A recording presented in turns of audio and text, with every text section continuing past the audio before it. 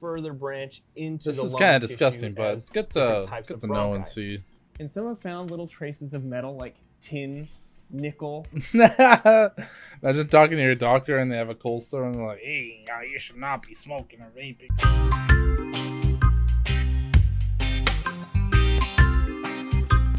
What's up, everybody, and welcome back to my channel. My name is Fumb, and thank you for tuning in on this sexy day, you beautiful people. Today's video a little different. I'm at my desk today, and we're gonna watch a video and react to a video that just came out. It's called "What Vaping Does to Your Body." I have not seen this video yet. Let's get into this video. But before I start this video, want more vape reviews, vape unboxings, or to stay up to date to the latest Fumb information, subscribe down below and hit that bell notification icon for the latest updates on my videos. All right, let's watch this video right now.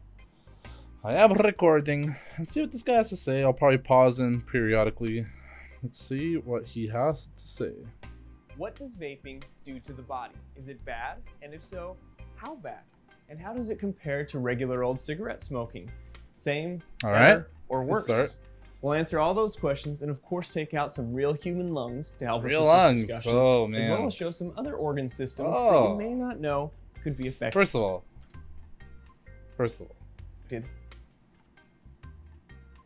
whose body is this and why does it look rotten? Is this like a preserved body? By vaping. So let's jump right into this. Those lungs don't look healthy already, but when it comes to vaping or bringing vapor into the body or cigarette smoke into the body, or just breathing in good old-fashioned oxygen, it's really important to understand the pathways in which those substances will travel and therefore gives us an idea of how they can affect the body. So let's take a look at those pathways on the cadaver here. This is a sagittal. So I just want to say one thing. Yeah, vaping can help you get off cigarettes, but you also have to realize anything but oxygen is technically not healthy for you. I tell everyone, yeah, if you want to quit smoking and try vaping and eventually quit smoking or just nicotine in general, then vaping is a great way to go. But I would highly recommend just trying, like, from smoking just to quit right away. Further branch into the lung tissue. This is kind of disgusting, but it's good to know and see. Or bronchus for singular. These devices tend to now be larger, rechargeable, and they contain a cartridge that has a liquid inside. That liquid is then heated by being passed through an atomizer, which vaporizes that liquid and creates a vapor, hence the name vaping. But is bringing in that vapor to the human body a bad thing? Well, it definitely can be. Hospitals have seen an increase in patients with acute lung injury due to vaping. They've now termed this e-cigarette or vaping product use associated lung injury, or EVALI.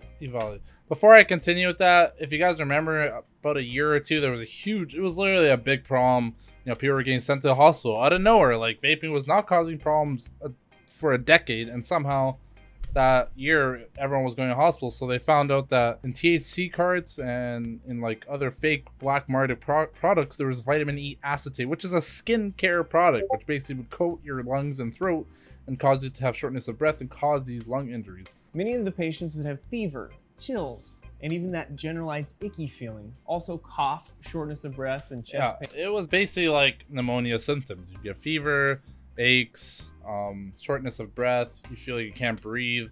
It was basically all that. And even hemoptysis in some cases. Hemoptysis just being a fancy pants name for coughing up blood. Coughing up blood. It makes sense if we're breathing something in that we could affect the lung tissue and have symptoms that would be symptomatic.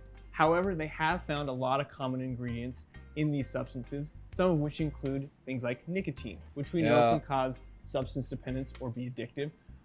Nicotine is addictive, people.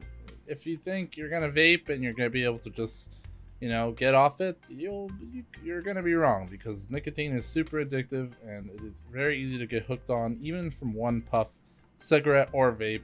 Just be careful, man. Also containing things like propylene glycol or glycerol.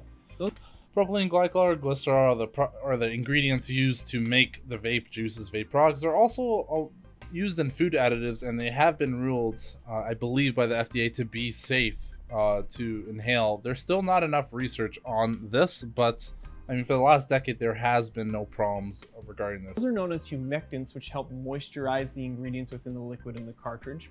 We also see things like tetrahydrocannabinol, which is THC, even CBD oils. And also they found vitamin E acetate. Thank you. what's this video called? Institute of Human Anatomy. Thank you. This is a really, really big deal for me because back when this all started happening, people were blaming just regular vaping, like nicotine vaping, like the reviews I do. People were blaming all that on these, and as they did more research, they found out that people were buying illegal garbage and freaking vaping vitamin E acetates, and that was the main cause for E-Valley, which was these lung injuries people were having. They can also include over 7,000 flavors, and some have found little traces of metal like tin, nickel, chromium, manganese, and even arsenic. Up until February of 2020, the CDC gathered data, and they found 2,807 people were hospitalized. Which is a lot. Out of those 2,807, 68 people died. So that's another thing. I'm telling you, vaping has been around for a decade, a little bit more than a decade, and there has been not many problems, linked to vaping. There's still, again, not enough research on that. Vitamin E was one of the biggest culprits for these problems that everyone was experiencing, and those hospitalizations was a big problem. It was like selling the wrong drug on the street. Now the long-term effects, we still don't know. And the last thing we need to talk. That's good. He's literally saying everything I have mentioned and talked about. We don't know the long-term effects of just regular vaping. I know it's been around for a decade now, but smoking cigarettes has been around for God knows when, like the 90s, or not the 90s, even before that, the 1900s, somewhere there, even maybe before that. Talk about how does vaping compare to regular old cigarette smoking or smoking tobacco. There is a general consensus in the medical community that if you had to pick between the two, smoking is worse than vaping. If I gave you guys an example, let's say a clinician had a patient that says, hey, I want to quit smoking. And their patient says, can I try vaping instead? Now the clinician would probably say, I'd prefer you to do neither, and we can use these other medications. This doctor has a freaking cold sore. Yeah, I gotta point that out.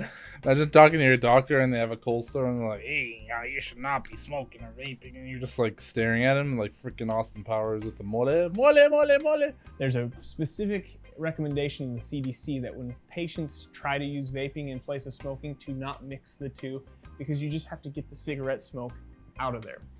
And then when we use the vaping, there's this idea that we could eventually get to smoking cessation, and it's a lesser of an evil or lesser damage to the actual lung tissue.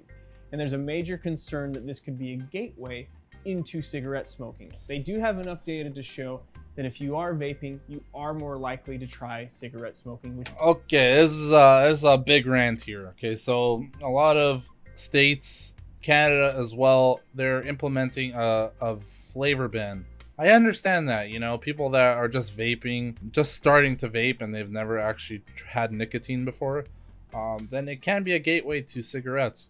But at the same time, a lot of cigarette smokers that want to go to vaping, they want that option of something better, that fruity flavor or whatever it is. They don't want to have tobacco. They were trying to originally get away from tobacco, the flavor and just the taste. So it might also inhibit previous cigarette users to actually go back to cigarettes from vaping. So there's a fine line. It's like a double-edged sword. Let's check out the comments and see what people have to say.